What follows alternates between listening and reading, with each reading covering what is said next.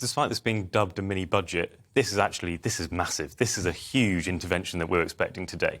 We've already seen in Liz Truss's first couple of weeks, and let's not forget, she's not been able to do a lot while we were in the mourning period for the Queen. We've already seen announcements on energy bills. We saw yesterday they confirmed that they're going to reverse the national insurance increase. Rishi Sunak earlier this year increased everyone's contributions on national insurance.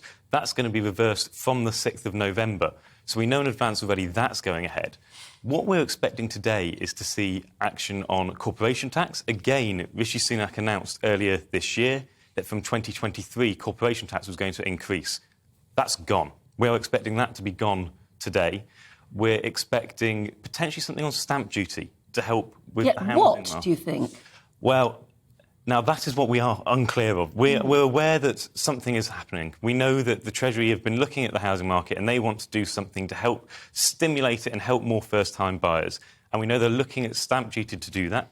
What we're unclear of if that's going to be reducing it for first-time buyers more. We're unclear if that means increasing it for those buying second homes. But we know that there's something's going to happen. Absolutely. It's going to be interesting to see with a lot of this how much of it is targeted and how much is going to spread across the general population, because targeting is actually quite difficult and can be quite expensive, can't it? But if everyone benefits, including the better off, politically that might end up being quite difficult. That is the other thing about this mini-budget. It's not only going to be the biggest in a number of years in terms of for its tax cuts, it's going to be the biggest in terms of probably how divisive it is. You're very much going to either love it or hate it. It's Marmite, this. You're either going to think, fantastic, we're cutting these taxes, it's going to help everyone, or you're going to look at it and you're going to go, there's talk about, for example, getting rid of the cap on bankers' bonuses, and some people are going to look at it and go, this is just plainly unfair.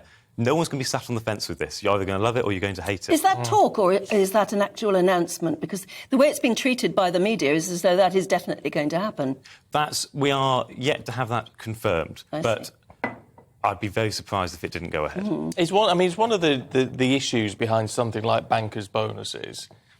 Controversial as it seems on the surface, because the rich are going to get richer with that, but it also means the rich are going to pay more income tax, they're going to spend more, they're going to get more money out into the economy, make the economy grow again. And the reason this was introduced was because it was EU legislation, so we had no choice but to go ahead with it. The UK was never a fan of it in the first place.